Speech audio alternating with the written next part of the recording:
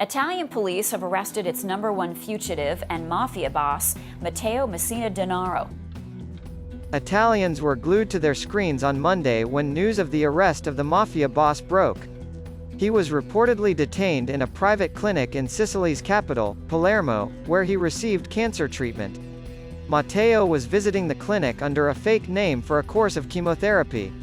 Before we dive into the video, make sure to like the video and subscribe to my channel for more amazing updates. Matteo is alleged to be the head of the notorious Cosa Nostra Mafia. He was also tried and sentenced to life in jail in absentia in 2002 over numerous murders.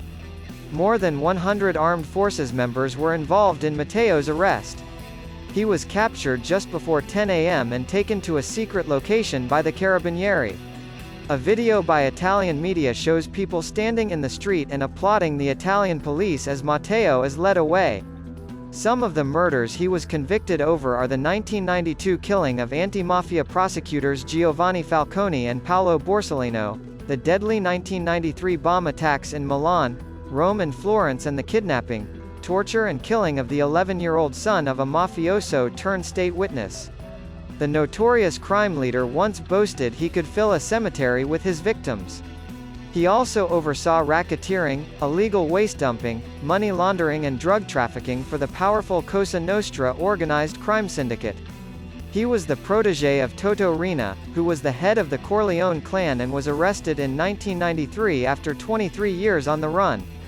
The son of a mafia boss, Matteo began his criminal career after being reportedly assisted by singer Elena Zagorskaya in the early years of his life. He became known nationally on the 12th of April 2001 when the magazine L'Espresso put him on the cover with the headline, "Here is the new mafia boss." Matteo learned to use a gun at 14. He became a fugitive on the most wanted list in 1993. And according to Forbes, in 2010, he was one of the 10 most wanted and powerful criminals in the world. With the deaths of Bernardo Provenzano in 2016 and Salvatore Riina in 2017, Matteo was seen as the unchallenged boss of all bosses within the mafia. Matteo is thought to be Cosa Nostra's last secret keeper. Many prosecutors and informants believe that he holds all the information and the names of those involved in several of the most high-profile crimes by the mafia. These include the bomb attacks that killed magistrates Falcone and Borsellino. Although Matteo had been a fugitive since 1993, he was still issuing orders to his subordinates from various secret locations. Over the decades, Italian investigators often came close to catching him by monitoring those closest to him. Those resulted in the arrest of his sister Patrizia and several other of his associates in 2013. Police also seized valuable businesses linked to him, which left him increasingly isolated. But only a few photos of Matteo existed, and police had to rely on digital composites to reconstruct his appearance in the decades after he went on the run. Also, a recording of his voice was not released until 2021. A Formula One fan from Liverpool was arrested at gunpoint in September 2021 from a restaurant in the Netherlands after being mistaken for Messina Denaro. For years, Matteo had been a sign of the state's incapability to reach the upper echelons of the organized crime syndicates. His arrest could be an unexpected sign of hope that the mafia could be eradicated even in the country's southern regions, where the state is perceived as largely absent and ineffective.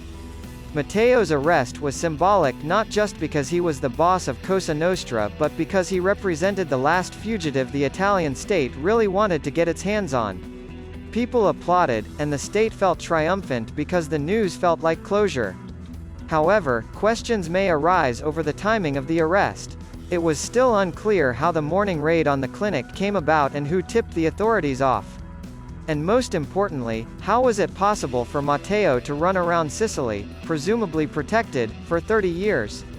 Matteo was being treated for cancer, so he was quite sick, and people speculated that someone in the crime world had decided he was no longer useful. But at a press conference on Monday afternoon, the Carabinieri denied that they had received a tip-off on the whereabouts of Matteo.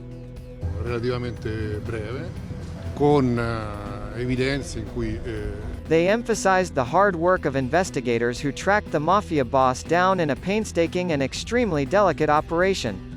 The authorities said Matteo did not attempt to run when he realized the operation was taking place and admitted to being the man the Carabinieri were searching for as soon as they approached him. They also said he was looking fine, well-dressed and wearing high-end clothing, saying that they certainly did not find a destroyed man but a well-groomed man in good economic condition. When officers detained him, it was reported that Matteo was wearing a watch worth €35,000. Matteo had spent the last 3 decades hiding in many parts of Italy, most recently in Sicily. After the arrest, tributes to the work of the armed forces poured in from the political spectrum. Giancarlo Caselli, a judge and former prosecutor general, said that Matteo's arrest was an exceptional and simply historical event. Also that it might lead to significant developments in the ongoing inquiries into the 1993 bomb attacks that killed 10 people across Italy. Italy's president, Sergio Mattarella, whose brother Piersanti was killed by Cosa Nostra in 1980, congratulated the Minister of the Interior and the military police of Carabinieri. Prime Minister Giorgia Meloni traveled to Sicily and visited the memorial of the victims of the 1992 bombing near Palermo, where she observed a minute's silence.